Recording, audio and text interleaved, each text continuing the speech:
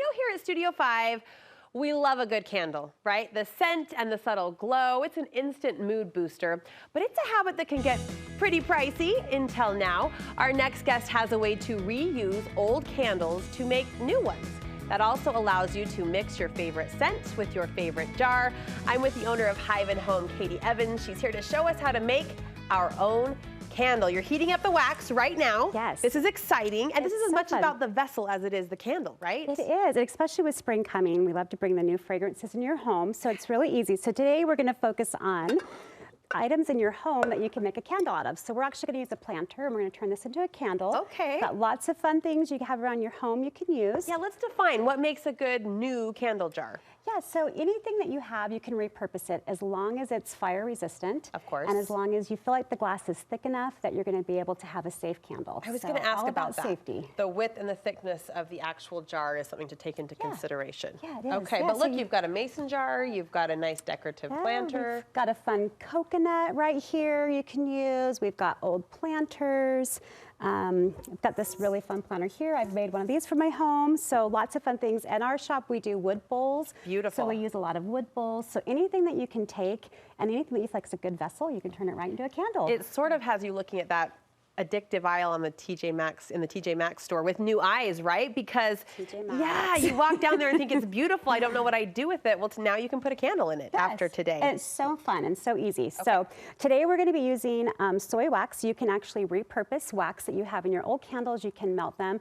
Tricky thing is you don't want to stick them in the microwave because they do have a metal base on your wick. So something to remember. Okay. So we've already heated our wax and we heated it to 160 degrees.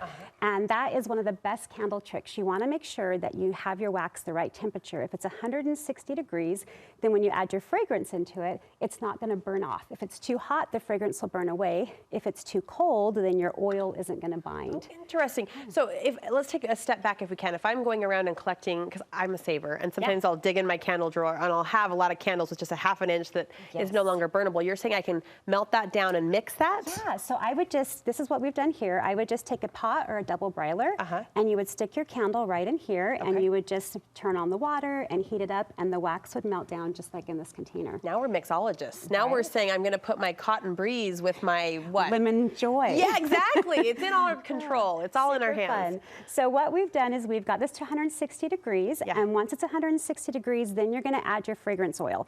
So we are really big on having clean products. I want to have something safe for my grandkids and my kids. So a rule of thumb is for every 16 ounces or every pound of wax, you're going to add 1 ounce of fragrance oil. So we, this is a company called Kana Candle Supplies here in Utah. They're a wholesale company to the public. It's a really great company. So what you're going to do is we're just going to, we've got about 4 pounds of wax. That feels like a lot of fragrance, A lot of fragrance, yeah. It's going to be perfect. We're going to pour this in. Okay.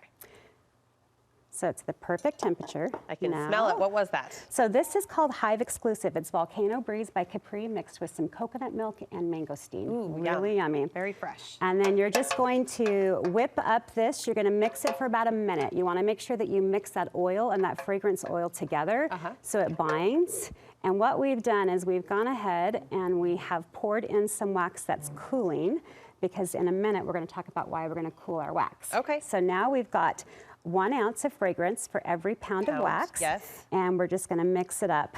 And the key to having a beautiful candle, you want to have a nice smooth top, is making sure that this wax now cools down to 130 degrees. From 160 to 130. Okay. So now we have this wax, it's cooling. And that temperature will make a difference in the finish, like the surface? It does, yeah. If not, you're going to get little holes in your candle and it's going to be kind of bumpy. And so this just kind of gives it that nice, soft. It's interesting that the temperature would play a, I mean, of course it would. You think of how the temperature affects our surfaces, right, in everyday life. We're scientists now, Katie. Yes, you know what? I say we. I brought myself up to her level. You're a scientist. No, it really is. And we're giving you the quick, easy way. There is a lot of science that goes into making a candle. So we're just going to go and have fun. So if you'll mix this for a few minutes. You bet. Okay, so now we want to turn this vessel. So this is just a planter, super cute. So you want to keep mixing? Yep, you're going to mix it for about a minute. So if you don't mind being the mixer. Nope, I can handle this. Okay. I can do this kitchen job. And to let you know, this is soy wax before it's been melted. So this is what the wax will look like before it's been melted. It's really pretty. Yes, smells it nice is. and clean. So now we're going to go ahead and we're going to put our wicks into our bowl. So the key about making a candle is using the right wick. If you use the wrong wick and it's too hot, what's going to happen is it's going to burn all that fragrance off. If you use a wick that's too small, you're going to end up having just a little bit of wax melt and the rest of your candle is going to not melt. So you want to test your wicks. If you need advice, there's a lot of companies like ours. You can reach out. We can help you kind of figure out the right wick size. We do, yes. And we actually do kind of a fun thing. We make it easy for you. We have 2 kits. If you want to buy a kit that's ready, we send you everything you need. Nice. Or this is what we call a refill kit. We've already fragranced the wax for you. It's all ready. Everything that we make and sell, like this candle here, once you're done using it, you simply wipe the old wax out, you pop this in the microwave, you put these little stickers on the wicks, put them back in, melt your wax in the microwave, pour it in, you have a brand new candle. Now we want everything to be reusable and sustainable. We say there's an app for that. There's also a kit for that, right? There's usually a kit for that project. We're showing you the extended way. Choose your own adventure. Make it fun. Yeah. Okay, so on your wick, a couple key points. You want to make sure that when you add either your wick sticker or your hot glue, right here, you want to make sure this cotton part of the wick is completely covered. That's going to stop letting wax feed the wick. Oh. And then we're going to place our wicks. So I have tested this before, so I know that I want to have 3 wicks of this strength right in here. We're just going to pop those wicks in. I'm learning so much about candles that I thought I knew enough about, but apparently there's more going on underneath the surface. Isn't that always true, right? It is. Always more going on underneath. And I think one thing that's fun is making sure that you make it about yourself. So I really believe that a candle needs to have a great fragrance, but it also can be a statement piece. So for me, when I look at like maybe this bowl right here. This is a cute little cup I found actually at Ross. Cute. I want to turn this into a really pretty candle because it represents who I am. So make sure that your candle's a statement piece because it really will be part of your home.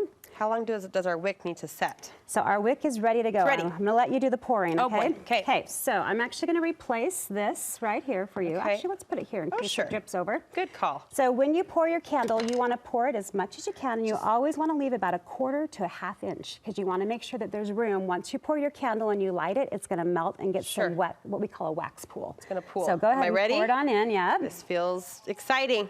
I'm going to pour it in. Go, go, go. You are like a pro. Well, you know. Doesn't it smell so yummy? It does smell very, very good. So this is going to be your candle set up here. How long does it take to completely harden? Well, that is the hardest part about making candles. It's the wait? You need to wait 24 hours. Okay. Yeah, so I'm just going to take your wicks and we're going to set them here. Look at this. This was so fun. But I wanted to show you one more fun thing you can do with your kids. Okay.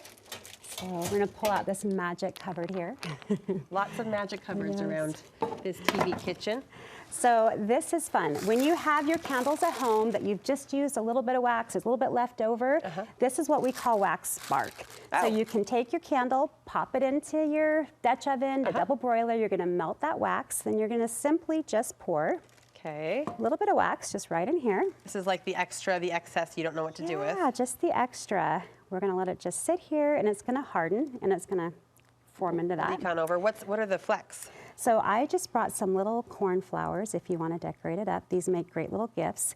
This is going to take about 1.5 hours and it's going to harden, and then you can just take your leftover candle wax from your old candles, pop it in a wax warmer. Oh, okay. Or I was telling them I like to take my old wax or maybe like a refill kit. Yeah. I keep it in the microwave. If someone comes to the door, I turn on my microwave and I walk really slow to the door and my house smells amazing and it's perfect. So this is another fun thing you can do to reuse that candle wax. I love it. My cheat is pouring Pine Sol down the sinks or in the toilets. It immediately freshens the room, but now we've got a backup. We've got wax melts in the microwave. Your guests will never know. This was really fun. Thank you so much for showing us. And where can we get more information about your kits and products? So our company is Hive and Home. It's www.hiveandhomeshop.com, and we're in Springville, and we actually do group classes. So if you want to get a bunch of friends to come over, and then we do what's called Make Your Scent. So we'll sit down with you and we'll say, what is your favorite memory you have?